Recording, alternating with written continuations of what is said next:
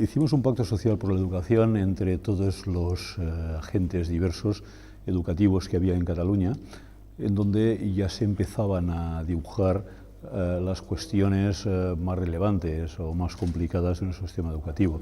Básicamente podíamos hablar de una cuestión, que era la más nuclear, alrededor de ella giraron las demás, que era la necesidad de, digamos, atenuar la dualización progresiva que se producía entre la escuela pública y la escuela concertada. A partir de aquí se trabajó en este punto para ver cómo podíamos hablar de trabajo conjunto de escuela pública o escuela concertada, trabajo coordinado, y de cómo en este aspecto era necesario mejorar el sistema de escuela pública, darle elementos a la escuela pública para que pudiera competir, si se me permite la palabra, en un marco con la escuela concertada, con elementos básicamente de autonomía, de dirección y de posibilidad de creación de equipos, por tanto, una cierta elección de su profesorado, etc.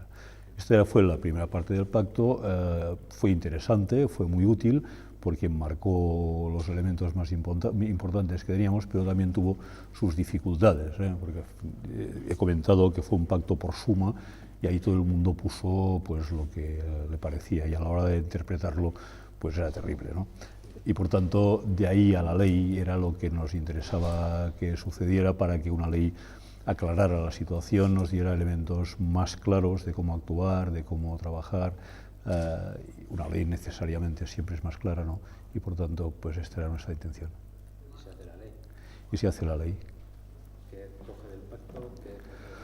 Bueno, la ley coge los elementos del pacto, los coge todos, o sea, entra en una cuestión importante, y es esta de intentar resolver el sistema público concertado y intentar introducir elementos de modernización de la escuela pública, sobre todo, y en general, de toda la escuela, en general, sobre todo en cuestiones de autonomía, y en el caso de la escuela pública, dirección, y en general también rendición de cuentas, evaluación. O sea, la idea de decir, vamos a desregular tanto como podamos, es decir, abrir puertas, abrir ventanas y pedir cuentas. O sea, yo te pido que llegues hasta aquí. Llega como quieras, pero llega. Y al final te voy a pedir cómo has llegado. No cómo lo has hecho, sino, hombre, si has hecho cosas que no están bien, no. Pero cómo has llegado no me interesa más si has llegado. Puedes tener un perfil de alumnado que sea mejor trabajar de una manera, puedes tener un estilo o un equipo de maestros que te permita trabajar de otra. Bueno, pues todo esto te conforma un proceso que te lleva a unos resultados fantásticos. Si los resultados son buenos, fantástico. El proceso igual no me gusta nada, pero, o yo no lo haría así, pero esta era nuestra idea. Por tanto, más autonomía, más dirección y sobre todo evaluación.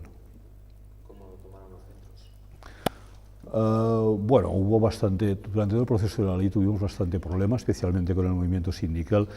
Toda reforma tiene un coste, y los costes de la reforma son altos. No, nadie quiere ser reformado. En el fondo, aunque estemos mal, nos gusta estar como estamos, porque pensamos que si cambiamos igual estamos peor, ¿no? Y por tanto, la idea de reforma es una idea que siempre provoca un cierto rechazo. Pero, bueno, ahora puedo hablar a años vista ya de cómo fue. Yo creo que hay elementos que han funcionado francamente bien, o sea, todo lo que es autonomía, direcciones, todo esto, equipos, proyectos, esto ha funcionado francamente bien, es muy interesante. En cambio, no ha funcionado también el tema pública concertada, porque además es que la crisis en esto ha sido brutal, claro, porque uno de los elementos para poder resolver el problema pública concertada va a hablar del módulo del concierto, lógicamente subirlo, y todo esto tiene unas repercusiones presupuestarias tan enormes que es dificilísimo afrontarlo.